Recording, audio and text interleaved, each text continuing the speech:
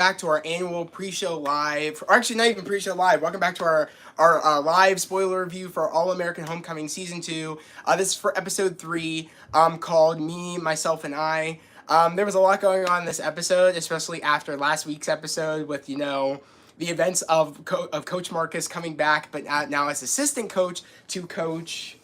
What's the main coach's name? I forget. Coach Jesse, which of course is Damon and JR's father. And of course, it was cool and all that he is assistant coach. I was happy that he was back and involved. No. Well, I mean, it was cool it's at not first. Cool that he's the assistant coach. He should be the main head coach, and Jesse should be the assistant coach. Well, I believe that too, but it made sense in the standpoint of that coach. I think Marcus isn't ready to be the main coach yet. I think it's better than him not being involved with the team at all, that he is assistant coach. But the thing I didn't like, of course, was the whole Damon was going to Hawkins, and then I realized I felt really bad for what is it, the kid was on the Hawkins team, Lando. But then the thing I felt bad about that, but then I realized at the end of the episode we found out that Jesse recruited again Lando because Jesse thought Lando, and I thought Damon was staying at Hawkins, but it turns out that Damon got to come back and stay at Bringston. So JR was the one who did that. Yeah, JR and Marcus, which that was really cool when that happened, but I was like, oh crap, this is going to be very interesting. Then, if you remember in last week's episode, yeah, Jesse texted Amara and said it's too late. Yes. When it already happened, where Jesse literally should have communicated with Amara to say, look, it went through, Damon is staying at Bringston, but Jesse just went out of his own way and just thought he was helping the team out because I guess, the Hawkins coach, which used to be the Bringston old coach, I guess let go of Lando when Damon came to the school and thought that Damon was staying there and had no use for Lando to be at Hawkins, and that's why Jesse picked him up, but it turns out that, again, Damon didn't say Hawkins. Exactly. He came back to Bringston. Exactly, but it makes me now wonder who is going to be the pitcher for Hawkins, because they have no pitcher now, because Lando is at Bringston, and now also Damon's back at Bringston. So that was very interesting in this episode to see the dynamic of, Damon realizing that, oh, shit, Jesse is actually going to be the starter for the whole entire season and also be the one that's going to be, starting off the season in their first game. Oh, yeah, so I'm going to start it off, because I just feel like it. Mm-hmm. The one thing I did not like is when Damon and Lando came to Jesse and Marcus and said, we want to do a pitch off. Yeah. Marcus said he would. That's a good idea. Jesse said no, but Marcus said yes. And then after they left, Jesse said to Marcus, if you tell me how to what? If you tell me how to, coach my son. If you tell me how to coach my son or whatever, you're gonna be kicked off you're gonna be fired. And I thought to myself, and he's like, you're supposed to back me up like I backed you up and I vouched for you when parents didn't even want you to be even coming back because they thought you weren't ready yet. And he's like, I expect you to. I thought you were unstable. I thought if anything, I vouched for you, so I need you to back me up like I backed you up. And he's like, and then Marcus is like, I am backing you up, saying that this is what needs to happen. Damon is not gonna settle to be second pitcher ever. He's not gonna ever stand to being second. It's just not gonna happen. Especially because, if anything, he thinks it has nothing to do with the fact that this was a right choice for what you did because you thought Damon was going over there. He thinks this is a way that you're punishing him. And, it's just not happening or whatever. I'm trying to help you by saying this is what needs to happen because you're not deciding who gets to be the lead pitcher. The team that gets to decide to see who's the best. And that's smart on Marcus's behalf because Marcus knows that Damon won't be second to anybody. And also it proves ever. And also it proves to the team who is the better pitcher fit for the team. Doesn't matter. It doesn't matter who Jesse recruits. Yeah. Damon's just never ever gonna give up his first hand spot to anybody. No, and as he shouldn't because he's the best. That's why Marcus said, Damon's never gonna be number one. Yeah, number two. He's never gonna stand for being number two. Yeah. And as we all know, who ends up winning in the pitch off, it ends up being Damon, which I was not surprised. I was like, okay, it makes sense because Damon is the better pitcher. I'm not surprised about that. So what really, was like really interesting to me is because, no one want, like, even Simone and Lando got into it in an argument or whatever in class, like in a debate, which was very interesting because it's also like makes Simone not only, Simone's dealing with 2D and dealing with, of course, Thea, but Thea wasn't in this episode, so, now Simone is now dealing with Lando and kind of has an understanding of, like, to Damon, oh, that's the Lando that keeps giving you issues, and the fact that Lando thinks he can come in here and thinks he can take your spot when it's your spot. Simone had a lot of, going through what Damon's going through, of having somebody like, he has to fight for, like his spot again, even though it was his spot, and Simone has to fight for her spot and fight for what she wants. So they're kind of in the same position where they're both fighting for their spots and fighting for, mainly, that's the only thing that they're kind of like, kind of having like an agreement on, is that, they're both fighting for their spots. And fighting to, like, while Simone's also fighting to get respect from 2D and the other teammates, or how she doesn't even care about them anymore because she's done, like, trying to, like, make it work out. She's done trying to, like, have that olive branch because 2D won't have it. 2D's like, you are a threat to me. 2D's worse. I'm not doing it. 2D's worse than Thea. I would say so. In my opinion, I think 2D's worse than Thea. Yeah, I totally agree because again, 2D has her like her hype squad all going against Simone, and Simone is having the people that don't want anything to do with 2D. If anything, 2D is splitting up the team. She's dividing the team. Thea never had a squad. Well, Thea did, but it was nearly not as bad as the point of this. Even when Thea was still there, she wasn't making people look at Simone in a way that 2D like took the advantage of Thea saying like, "Oh, Simone hurt my arm," and used that as ammo to go against Simone when Thea was no longer there, as saying like, "Oh, guys, she actually did hurt Thea. Thea was right on that," and is using that as ammo, using what's going on between Thea and Simone. So that was very smart on 2D's behalf to be like, okay, I need a way to like make everybody not want to like be friends with Simone, so that way she has no allies, and I could still secure my spot, and she's not a threat to me. It was smart, but it was dumb on 2D's behalf because if you really cared about the team, you would want to be united, and you would want to have that olive branch that Simone's been trying to do with her, but she just wants nothing to do with Simone. She just wants to have her squad and everybody like try to turn on Simone. And I don't blame her that she didn't want 2D to be involved on the research that she was doing leading up to their first game. I was like, good, you know what I mean? She wants to be rude. She doesn't get any information. That's fair. But the fact of after, all the 2D and her like clones pretty much lost their game, the coach came to Thea and started yelling at Thea, saying, "Oh, how could you? I'm disappointed in you because you had this information to make your players better or your team better, and you didn't give that information." Well, it's like, no, that's not fair to Simone because she tried being friends with 2D. She just she didn't want to be friends. She wanted to be rude. So I thought that was bullshit. But what else did you like? Anything with Cam and the Cam situation? We'll talk about that, or like Keisha. I'm talking about Nate. All right, we'll get to that because I want to get into that too. But let's talk about Cam and what Cam's been going through. Do you want to like jump into that? Cam's dad. I love Cam. I have always loved Cam. Yeah. I liked him when he was an All-American and he went to school with South Crenshaw. I always liked Cam. Cam is going through the same problem that Keisha went through with her father. Like, she was afraid to tell her father. Her dad wants her to be a doctor, but she wants to be a dancer. Yes. Now Cam's going with his dad.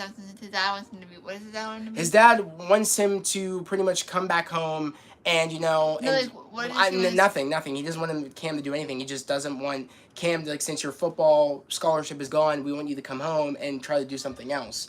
We weren't quite sure on what it was.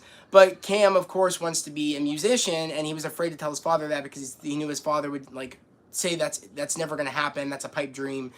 I want you to come back home and do something stable. So basically, Keisha, Cam, JR, and Damon all have issues with their fathers. Well, no, it's not even that. It's the fact of like with dream wise of what they want to do. It's Keisha's father initially did not believe in the dream that Keisha had to become a dancer. And now same again with Cam's father saying like, "Oh, I don't think my son can be a musician." That's the thing that they have in common right now, whereas like Keisha's father is now with Keisha pursuing dance, and Cam is trying to have that same conversation and have his father realize that this is something that I can do. I want my father to believe in me and just trust me that I can do this. So I really did love that brings them closer in their relationship, is that they're going through the same issue. And I mean, it did make sense to that. That's the that Cam's parents would probably have that conversation, because we knew that Cam didn't invite Keisha to meet his parents because he was having the conversation of trying to break it down to them, saying, look, I lost my football scholarship, but he didn't want to tell his father about the music because he would have thought that his father wouldn't have believed in his dream. But his father did overhear him singing at the first Bringston baseball game of the season, and kind of an understanding of what, Keisha's father was saying is that, you should, just come and go listen before you say that, oh, it won't work for Cam. And he listened, and he kind of like had a look on his face of saying like, oh shit, maybe I was wrong. You know what I mean? Look how great my son sounds. Like, this is his passion, and he really wants to pursue it. I need to trust him. And that was beautiful to see that. I was really happy. But, we see not just, Simone realizing, because all throughout the episode, Simone, I'm really happy that she's like sticking up for herself. She's not taking anybody's bullshit. But she's kind of turned into a bully in a way, and everybody's been calling that out. Like, Keisha called it out when they wouldn't let Lando sit at the table.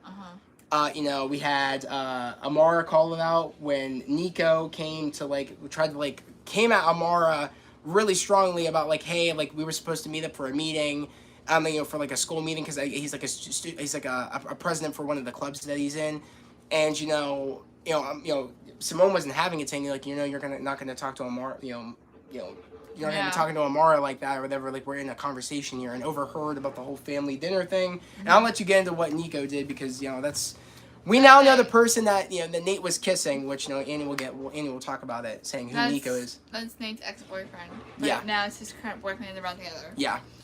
But, I don't know.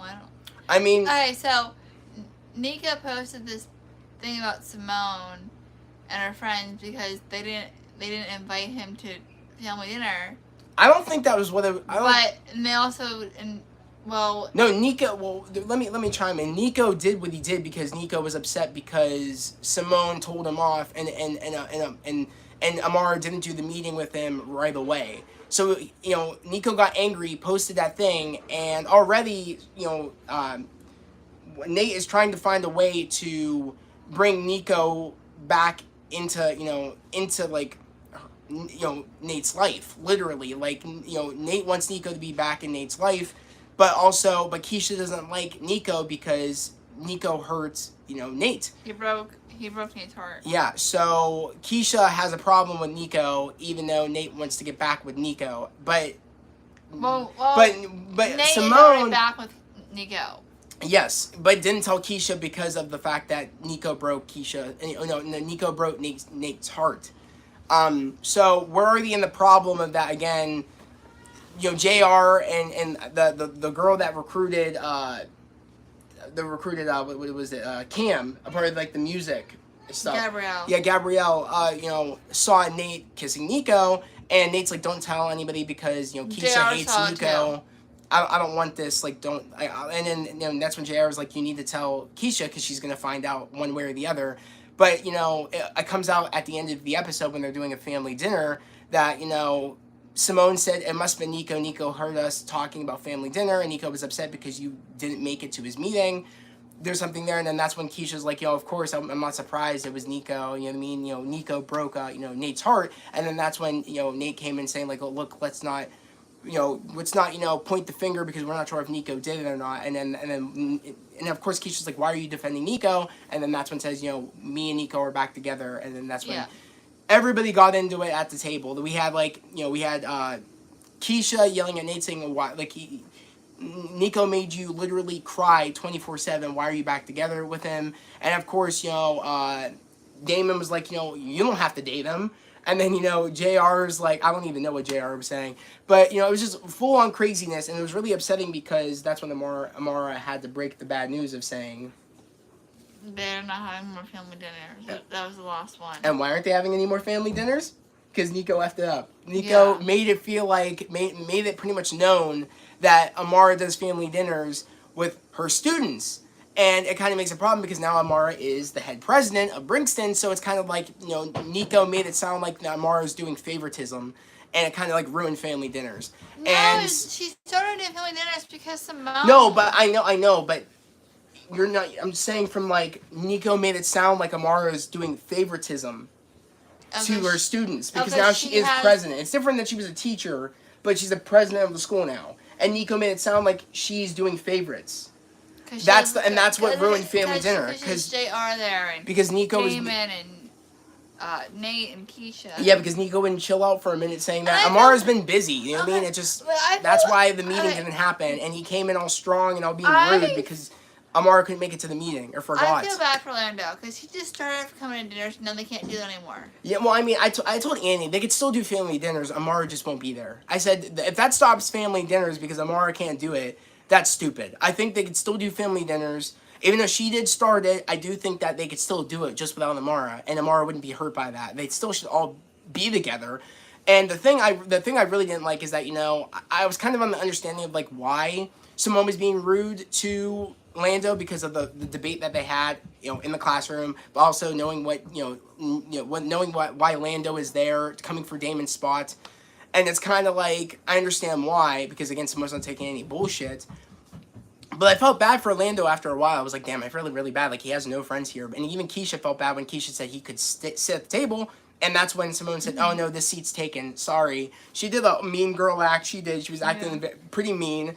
But at the end of the day, it's like, what if that was somebody coming for Keisha's spot on the dance team? It kind of makes, like, Keisha would probably not want that person sitting there.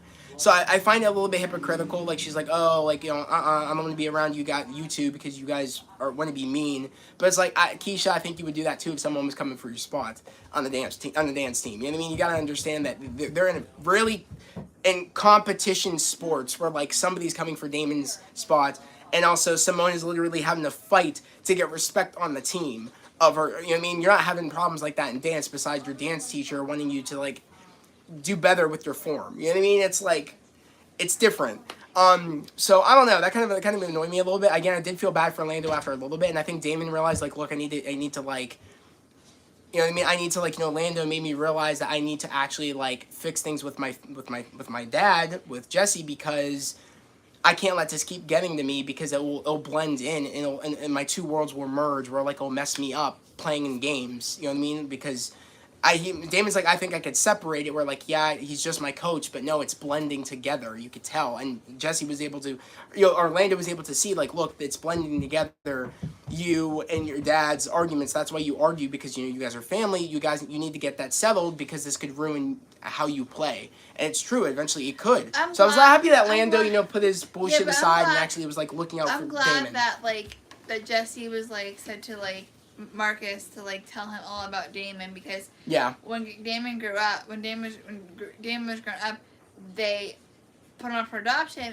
but then did JR. So we never knew for a while that JR's parents were also Damon's parents. But it's nice because you know, he sees with Marcus and the kind of like the father-son relationship that Damon and Marcus have. He sees that and he wants that. That's why he said at the end of this episode, like, look, I need you, like, can you please tell me about Damon? I want to know my son, because I see the bond that you and him have, and I want that with him. I don't want to argue anymore. I know I made a mistake, and he wants to prove to Damon that I could be a father. I made a mistake, and, you know, people do make mistakes, but I'm not gonna lie, you know, Jesse's been making some stupid ass mistakes lately, whether it be him not going to talk to Amara or anybody to make sure Damon was actually staying at freaking Hawkins. And even, I'm shocked he didn't even know about them trying to make Damon stay. Yeah. You know what I mean? I'm shocked that they didn't even know that. Also, what made me mad was that when Jesse started as a coach at Brinkston, when Marcus was unstable and he was going through all that crap. Yeah. It said Marcus Turner, head coach baseball, and that's Jesse Raymond. Because he's now the head coach. That bothered Annie. I was like, Annie, it makes sense because, again, he's not the coach anymore. But it bothers me. I know, it bothers me too because, again, I don't like Jesse as, like... Also, the thing that I really want to know, and I want to know if you guys notice this, is that they knew the problem that Damon had with Jesse. Why would... And remember, they were really, like, dependent on Damon staying on the Brinkston... you know, Lions baseball team because it was going to save Brinkston, or hell, it was going to save that program of baseball that they had since they had Damon on the team. But why would they add somebody that's been having problems with be the coach? You're just asking him to want to leave when you guys need him to save your school, essentially. That made no sense to me. I don't know if the writers didn't think that through, because I was like, who made that smart decision? Was it Amara? or like, well, I guess you could say, like, you know, smart meaning dumb decision. But who did that? Was that Amara, or was that Keisha's father that made that decision? Which we gotta talk about Keisha's father and Amara. You could talk about that. That was like, no, what? Oh, Keisha and you know, Keisha's father and Amara are like dating now. I feel bad for Marcus. I feel terrible for Marcus, and I said, because apparently, you know, earlier in the episode, you know, when Keisha's father ends up coming across Cam, because, you know, Cam was talking about, like, oh yeah, my dad, I'm having the same conversation with my dad that Keisha had with you, that I want to pursue music, but my dad doesn't think I can do this, and doesn't believe in my passion. Come back to Crenshaw. And then that's when he kind of was like, you know, trying to talk to Cam about that, and then that's when, you know, Cam's like, oh, I could see that, you know, you've been acting different. You I mean you're acting chill, and he's like, you know, life can, you know, or like your life can be great, you know, when you have, like, you know, that baggage off of you or whatever, and you don't have to worry about anything. And he's like, oh, you know, Keisha's been telling me that you've been talking to a girl, and it was Amara. And right when the moment when they, like, were sitting on the couch, I was like, that's the girl that Keisha's father's been talking to. And then when they kissed, I was like, oh my God, I feel so bad, because while Marcus was trying to, you know, get better, and kind of in a way we still know that Marcus still loves Amara, you know, Amara had someone to lean on, and it ended up being Keisha's father. And that kind of bums me out, like I said. I mean, I feel happy for Keisha's father because he hasn't moved on from, you know, his wife since, you know, his wife died. But I just feel so bad because, like, Marcus was in a way getting better, not just to be better, but also getting better to be with her, I feel like. And it just hurts me that Marcus, I think when he finds out, he's going to be hurt a bit. And that kind of just bugs me out a bit. But hey, I mean, it just happened. I don't know. Like, I feel really bad for Marcus. And I think he's going to take that hard when he finds out that, oh, the girl I really love, you know what I mean, I was trying to get better for, ended up moving on when I was trying to get help. So I don't know, it just sucks. But honestly though, I'm like I said, I'm excited. I'm happy that kind of, like, you know, Simone saw that, oh my God, I am acting rude. I understand what the coach was saying, that, you know, I shouldn't have done that, you know what I mean? I should have, like, even though 2D wanted to be rude, I should have gave her the information, trying to make our team better, even though she doesn't want to act like we're teammates and we're a team, and she wants to divide the team. I should have been still having that olive branch out and still tried to make the team better, whether she was wanting to be rude to me or not. But, you know what I mean, she now knows, and I think now that she wants to, like, really talk to 2D and be like, look, I'm sorry, can we just start over? Let's try to make this work out. I'm not coming for you. I want this team to be better. And let's not be separated. You know what I mean? Like, let's do this. But again, I think 2D needs to be the one to say sorry, because 2D was rude off the jump. She started the rumors about Simone hurting Thea from the jump, and I don't think that's cool. So she needs to be the one to say sorry, not Simone first, because 2D is an ass, and I think she needs to be the one to say sorry. But honestly, though, not next week's episode, but November 7th episode is a very serious episode. I want to take a minute to talk about that. You want to go upstairs and get ready? All right. Annie's going to go. I actually, and pretty soon I'm going to have to get off because I have to get to Lila. Annie has work at 11 o'clock, and she didn't have work today at all. And you know what's funny to me is that the reason the times that Annie can't be on here is because she usually has to get up early, like at 6 in the morning early. But now she started her new job, she has to go at 11. She's still back on that excuse of, like, oh, I got work tomorrow. I'm like, Annie, your work starts at 11 for you. That's the afternoon at that point. I said, that's the afternoon. And she took a nap today, even though she had no work. She took a nap today, and she told me she was still tired when we were about to start this. I said, well, how are you tired?